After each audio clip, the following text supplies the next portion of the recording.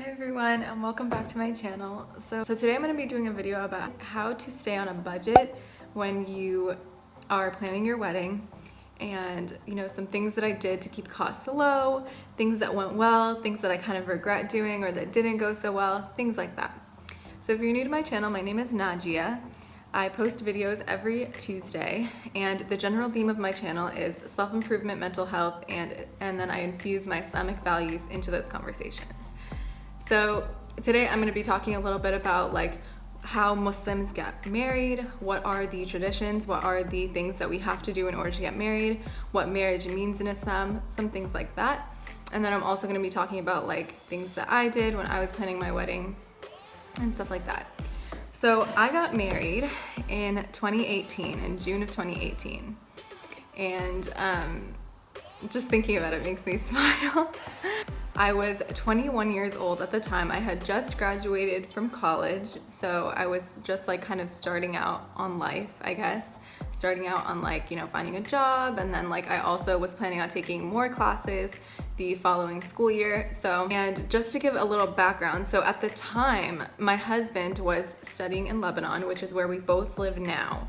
But at the time, he was studying in Lebanon the year that we were engaged. And so he was abroad, I was in the US doing my senior year at my university, and then he came at the end of the summer, came back home and came to my house, and then we had a couple days before our wedding where we weren't married, and then we got married, and then we had a week or two after our wedding, and then he went back to Georgia, which is where he's from, and then I visited him later in the summer. And then he went back to Lebanon the following year, and I stayed in Massachusetts. I was working, and then I was taking classes. So that's just the context of what part of my life I was in at the time when I got married. Some people are a lot older, some people have been working for a number of years, stuff like that. That wasn't my situation. Because of the stage in my life I was in, I was, like I said, just graduated from college. I didn't have any money, I had not been working. So my wedding was mostly paid for by my parents, and then Orien's side of the family got the expensive things, the rings and the dowry and stuff like that. So we split costs in that way, but obviously because it wasn't me paying for the wedding, I didn't want to spend a lot of money on my wedding, or make it extravagant, because just in general, I just don't feel there's a need to ever make a wedding super duper extravagant. Obviously if you have the money, go for it, but it's for me personally, I think that's kind of you could use your money in ways that will last longer. Of course, those memories will last forever, but it's just one day. So I know for a lot of people, and this is how I feel, we'd rather spend money on the honeymoon as opposed to spending money on the wedding. If you had a choice of where to put large amounts of money. But of course, to each their own. Some people enjoy having large weddings and want it to be a huge event, something that they're gonna remember for a lifetime. Me personally, that's not my style. So also just to give a background of what an Islamic wedding is. So different cultures do different things, I will say, but generally speaking, there's a standard for what you have to do religiously to be married. And then of course you can go get legally married too. To be religiously married, you have to have a verbal contract, kind of. It's not a written contract, it's a verbal contract between the husband and the father of the bride. And it's kind of orchestrated usually by an imam or a religious Muslim leader.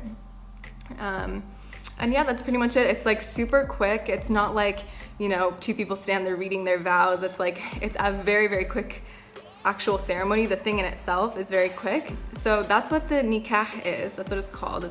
The marriage contract is called the nikah. So that's what I had. I didn't, so some people, depending on your culture, some people will do the marriage contract where they're religiously married, and then several months later or a year later, they'll have their wedding party, which is they invite a bunch of people. It's a huge thing, whatever. I didn't do that because like I said, I wasn't in a part of my life where I could afford to do that. And again, I also probably wouldn't want a huge wedding. I'd want something that was small or whatever and that was nice, but not anything enormous. So I kind of tried to put those two events into one. And I just kind of had a nikah ceremony with a very small number of people, and I wouldn't even call it a party because there wasn't any music or anything. or like, you know, dancing or anything like that. It was just like nikah ceremony, a religious lesson, pictures, food. Everybody goes home. That was pretty much it. So in terms of like the obligation, you have to have your nikah ceremony, you have to get a religious contract, and then so the party, or like the wedding party that a lot of people do, that's a walima. And a walima basically is a time where you gather people for one reason or another. It can be for a wedding or otherwise, and you give them food. So that's the walima. So doing that is sunnah. It's a good thing to do in the religion. It's something that the Prophet did when he got married. So it's something that a lot of Muslims do. And like I was saying, they either do it at the time of the nikah or they do it like much later on at like a huge wedding. We did it at the time of our nikah. So that's like Islamic weddings for you. It's basically marriage contract, party where you give out food to people, and that's something that's like good to do in the religion. And also, like, just so people know, in terms of like rules, in terms of like the rules of what you can and can't do before marriage. So like before marriage, when you're like getting to know your future husband or whatever, religiously speaking, you cannot like do a lot of things with them. So like you can't touch them, like this is my husband's hand, this is my hand, can't do that. Like you cannot touch their skin, you cannot be alone with them in a room. You obviously can't do any of the things like, you know, kissing or any of the things that, you know, boyfriends and girlfriends do in, you know, American culture. All you can do is like talk to that person like they're your friend, get to know them, get to know like what their values are, like what their goals are, things like that that are important to setting up a relationship. And you just really get to know the person prior to getting married, or like that's the ideal. That's what like a lot of people do. And then you have your marriage contract, and then all of those things that prior to being married you couldn't do, that would have been sinful, are now halal, meaning you can do them.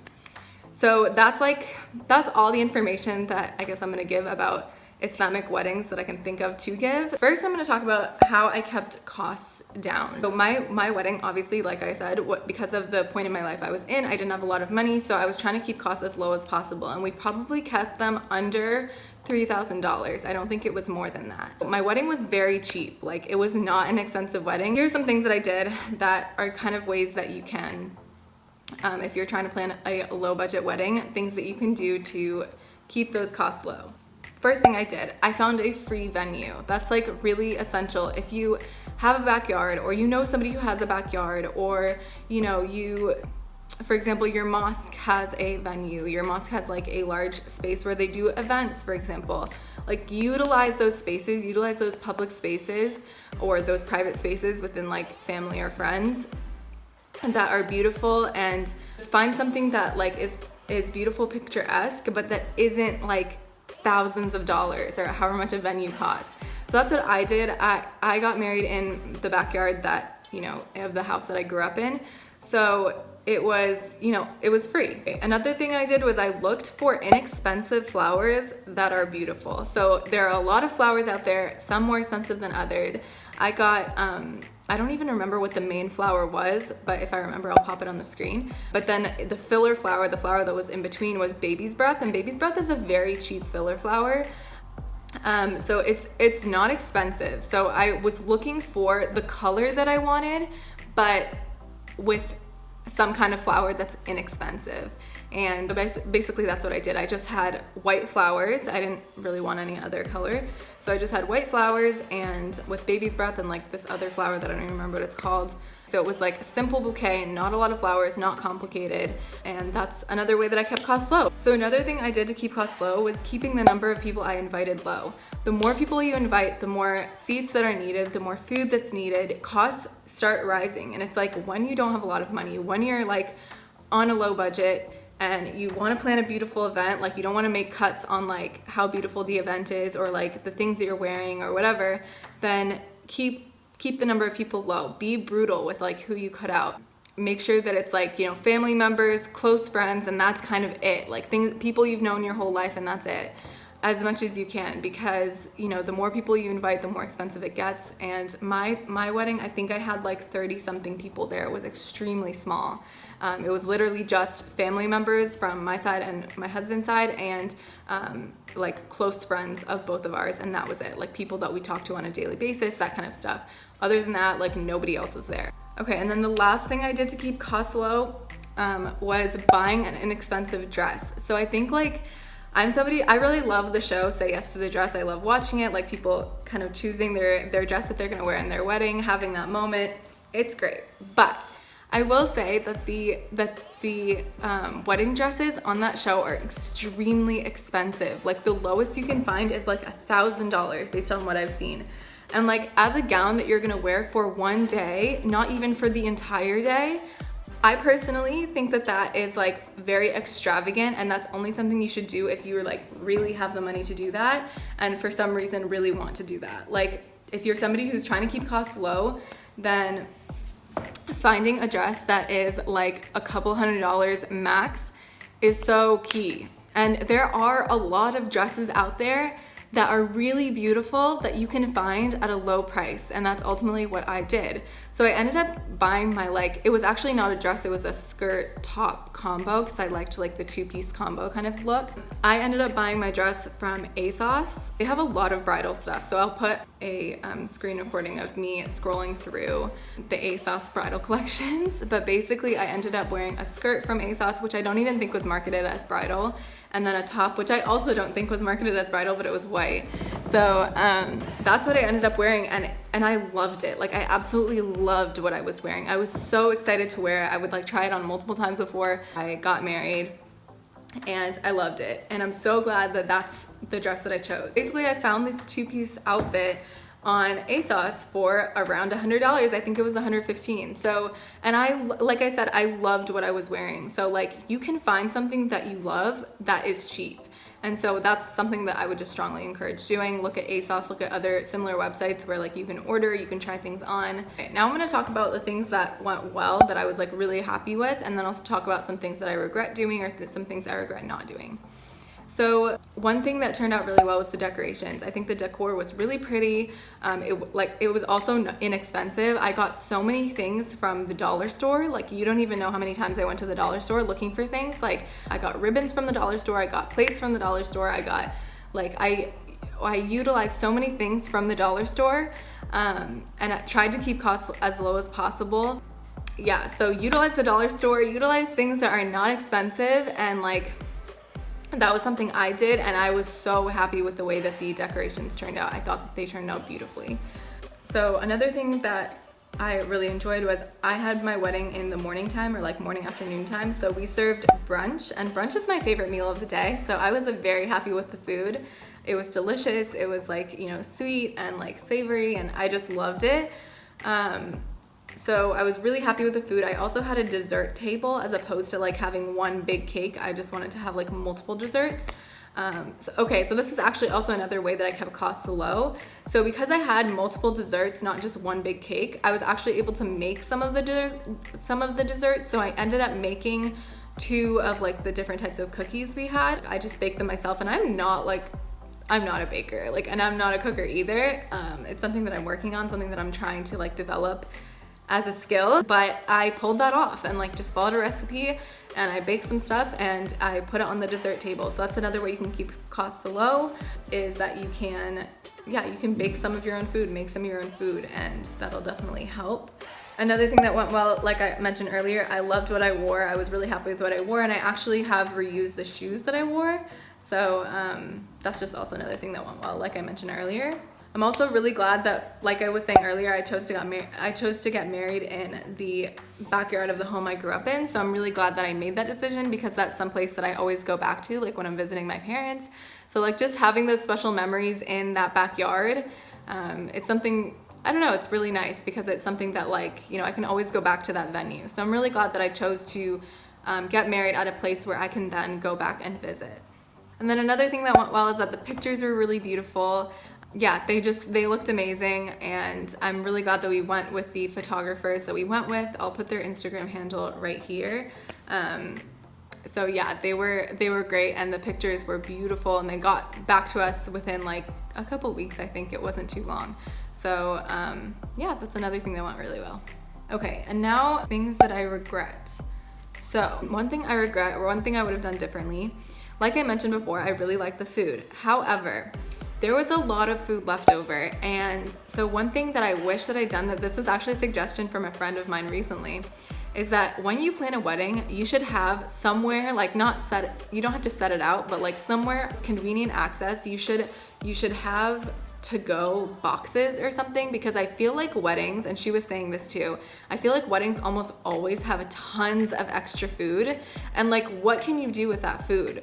I mean, for me, I remember I ended up bringing it to work like the following day, or like the following couple of days. I ended up bringing it with me to work because I didn't know where else to put it, and I didn't want it to go bad. So one thing I would suggest, and one thing I would have done differently, is I would have had to-go boxes somewhere so that when my guests were leaving, and like set them out at the end, when my guests were leaving, they could take some of the food and go with it. So that's one thing that I wish I had done differently, and yeah, something I regret. Okay, another thing that I regret, something I would have done differently, is, okay, while I was saying like keeping costs low requires really like cutting out people and not inviting a lot of people.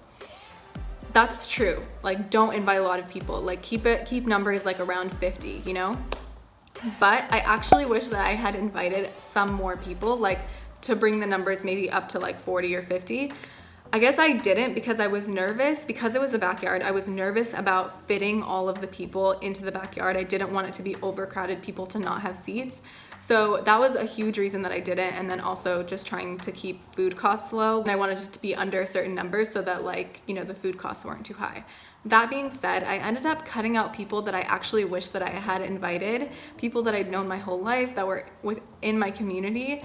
And those people, like, I actually am sad that I didn't invite them. Yeah, and I don't know if they felt any type of way about it. Maybe they did, and I wouldn't even blame them, because looking back, I actually do wish that I invited more people from my mosque community, I guess, in Boston. So yeah, I would say that, like, when you are making the cut of who can and can't come, think about how you'll feel after the fact, or how those people would feel after the fact.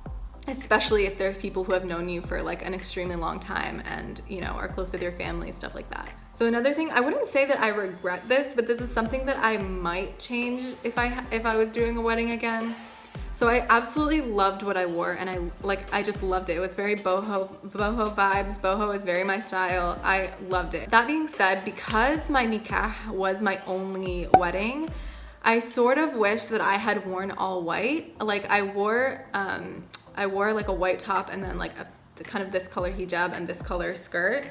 And like, I love the way that it looked, but I sort of wish that I had made everything white, because, like, you know, that's the only time that you wear like a full wedding gown, and I didn't have like a wedding gown. It was just like, you know, pieces that I put together. So yeah, that's just something, looking back, I sort of wish that I had worn all white, but you know, it was the choice I made at the time. And looking at the pictures, like, I love what I wore. It was beautiful. It was just that, like, I don't know, for my wedding, I guess I wish that I had worn all white. But at the time, I wasn't really thinking of it as my wedding. I was like, oh, this is just my marriage contract. I didn't even know if in the future I might have like a larger wedding with like a larger wedding party and stuff like that. But now, at the point in my life that I am now, I know that that probably won't happen. Another thing is that, like, because I was trying to keep this like a short event, it wasn't, in my head, it wasn't really like a wedding. It was more of just like the marriage contract.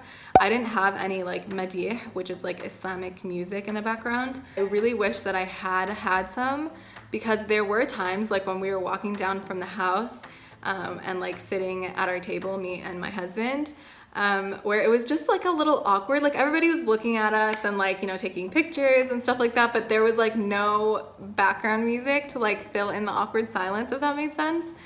So I just wish that we had added, even with like somebody's like, you know, iPhone speakers or whatever, like something like super, you know, budget, not like, you know, renting speakers or anything like that. I just wish we had like a little bit of background music, just to like set the mood, sort of.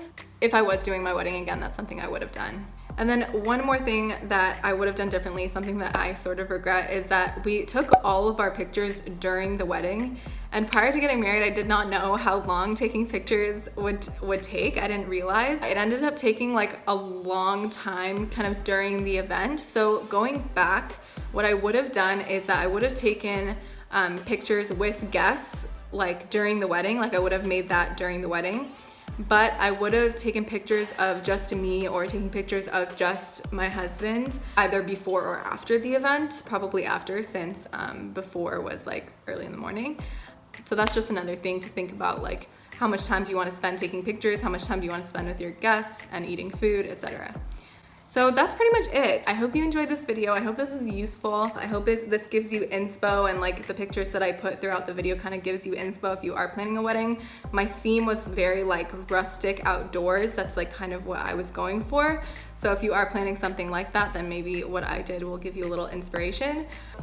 Don't forget to subscribe to my channel if you aren't already, and to like this video if you enjoyed it. And feel free to leave in the comments if you've planned a wedding before, what are ways that you kept costs low, because I'm sure I haven't like thought of everything.